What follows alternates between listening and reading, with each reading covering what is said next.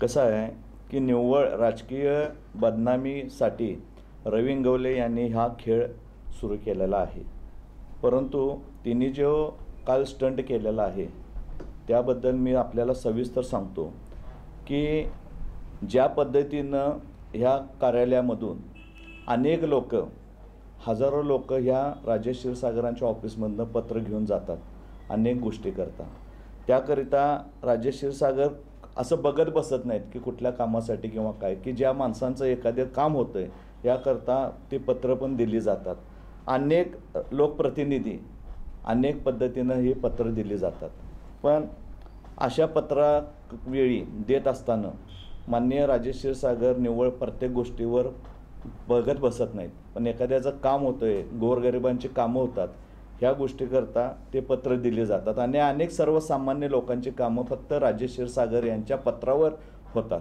आणि ह्या दोषापोटी तिने हे स्टंटबाजी काल केलेले आहे. आणि त्या स्टंटबाजीला ह्या कोल्हापूर शहराची सुज्ञ जनता भीक घालत नाही असं मला प्रामाणिकपणा जिल्हाप्रमुख या नात्यानं मला वाटतं. त्यांच्याकडून उत्तर येत्या इलेक्शनला जनता देईल, आम्ही देण्यापेक्षा उत्तरचं उत्तर हे कोल्हापूरची सुज्ञ जनता येत्याला इलेक्शनला देईल. आणि दुसरी गोष्ट अशी आहे की त्यांनी ज्या गोष्टीचा आरोप केलेला आहे आदरणीय राज्य नियोजन महामंडळाचे अध्यक्ष आदरणीय राजेश क्षीरसागर साहेबांच्या बाबतीत, की औषधाच्या खरेदी विक्रीचा त्यांनी तो स्टंट केलेला आहे, त्यांना मला एवढंच सांगायचं आहे की ही जी प्रक्रिया केली जाते त्या CPR जे डीन आहेत त्या डीनच्या अध्यक्षतेखाली एक समिती घटित केलेली असते.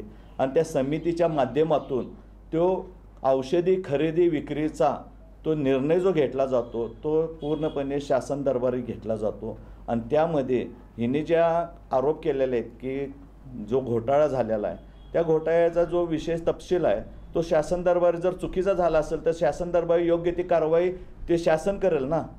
पण तुम्ही फक्त नुसतं तोंडावर आता इलेक्शन आहेत आणि इलेक्शनच्या माध्यमातून कुठं तर राजेश क्षीरसागर साहेबांना बदनाम करायचं आणि आपली राजकीय पोळी भाजण्याचा एक उद्दिष्ट हे रवी इंगवले यांनी केलेलं आहे. आदरणीय जर प्रत्येक टायमाला जर अशा पद्धतीचं वक्तव्य करून जर आपल्याला राजकीय पोळी भाजून घेण्याची वृत्ती ह्या लोकांची आहे, पण कोल्हापूरची जनता आदरणीय राजेश क्षीरसागर साहेबांची ज्या पद्धतीने ह्या कित्येक वर्षामध्ये तिने गोरगरिबांची कामं केलेली आहेत, मंडळांची कामं केलेली आहेत, सर्वसामान्य जनतेची कामं केलेली आहेत, ही सर्व जनता आदरणीय राजेश क्षीरसागर साहेबांच्या पाठीमागं ठामपणे दिसून येते. म्हणून यांच्या पायाखालची वाळू सरकलेली आहे, म्हणून हे असे वल्गनाच्या गोष्टी करत आहेत असं मला वाटतं. या रवी इंगवलेंनी वारंवार प्रत्येक नेत्यावर टीका केलेली आहे. मग ते बंटी पाटील असतील, छत्रपती मालोजीराजे असतील, मुश्रीफ साहेब असतील, अशा अनेक लोकांच्यावर तिने खालच्या पातळीवर जाऊन अशा संभाषण केलेलं आहे. खालच्या पातळीवर जाऊन तिने टीका केलेली आहे. मला त्यांना एवढंच सांगायचं आहे की ज्यांच्यावर टीका आपण केली ते लोक यशस्वीरित्या राजकारणामध्ये आपलं कर्तृत्व सिद्ध करून पुढे गेलेले आहेत. पण आपण गल्लीबोळातल्या राजकारणामध्येच आपण अडकलेला आहात असं मला वाटतं.